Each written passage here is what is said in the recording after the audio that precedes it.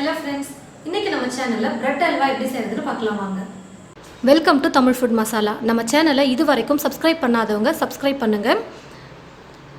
நம்ம சேனல்ல போடுற வீடியோ உடனுக்குடனே பார்க்க பக்கத்துல இருக்கிற பெல் ஐகானை பிரஸ் பண்ணுங்க. Bread 6 piece எடுத்துர்க்கேன். பிரெட்டோட 4 பக்கமும் ஃபர்ஸ்ட் கட் பண்ணி எடுத்துடணும். இப்போ பிரெட்டை வந்து சின்ன சின்ன பீசஸா நான் கட் பண்ணி எடுத்துக்க போறேன். கடாய் நல்லா சூடேறினதும் நெய் 1 ஸ்பூன் சேர்த்துக்கிறேன். 5 முந்திரி எடுத்து சின்ன சின்னதாக கட் பண்ணி வச்சுருக்கேன். இப்போ நெய்யில் போட்டு நல்லா ஃப்ரை பண்ணிக்கிறேன்.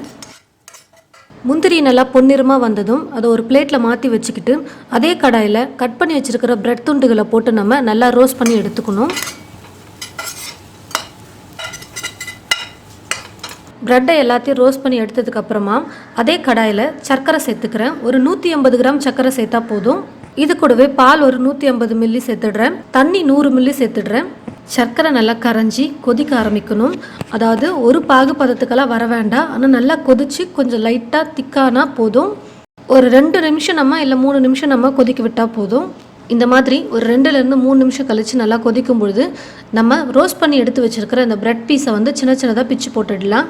ஸ்டவ்வை கம்மி பண்ணி வச்சுட்டு நீங்கள் ப்ரெட்டை வந்து பிச்சு பிச்சு போட்டுக்கோங்க. ஒரு 30 செகண்ட் அப்படியே நம்ம கரண்டியால் அழுத்தி விட்டோம்னா ப்ரெட்டு வந்து பால் தண்ணியில் நல்லா ஊறிடும். நான் வந்து அல்வா செய்கிறதுக்கு பாலும் சேர்த்துருக்கேன், தண்ணியும் சேர்த்துருக்கேன்.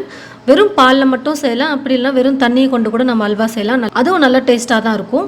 ப்ரெட் நல்லா ஊறி நல்லா சாஃப்டாக வந்துருச்சு. இப்போ நம்ம கரண்டிலேயே மசிச்சோம்னா அது நல்லா ஸ்மூத்தாக வந்துடும். நான் வந்து 150 கிராம் சர்க்கரை போட்டிருக்கேன். உங்களுக்கு ஸ்வீட் எந்த அளவுக்கு வேணுமோ அந்த அளவுக்கு நீங்கள் சேர்த்துக்கலாம்.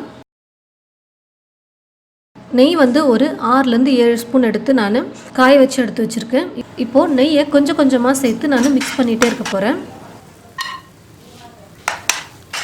அல்வா செய்கிறதுக்கெல்லாம் நல்லா ஒரு கனமான பாத்திரம் தான் நம்ம யூஸ் பண்ணணும். அப்போ தான் அடி பிடிக்காமல் வரும்.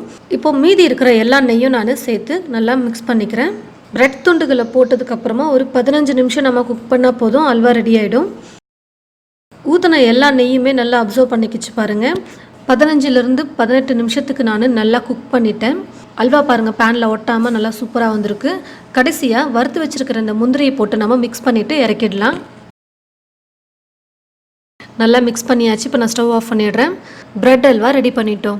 இது போல் நீங்களும் உங்களோட வீட்டில் ட்ரை பண்ணி பாருங்கள். ரொம்பவே டேஸ்டியாகவும் சூப்பராகவும் இருக்கும். பிரெட் மட்டும் இருந்தால் போதும், வீட்டில் இருக்கிற பொருளை வச்சே நம்ம செய்ய போகிறோம். ரொம்பவே ஈஸியாகவும் சீக்கிரமாகவும் செஞ்சிடலாம். ட்ரை பண்ணி பார்த்துட்டு எப்படி இருக்குன்னு மறக்காமல் கமெண்ட் பாக்ஸில் வந்து கமெண்ட் பண்ணுங்கள். இந்த பிரெட் அல்வா வீடியோவை மற்றவங்களுக்கும் ஷேர் பண்ணுங்கள். தேங்க்யூ.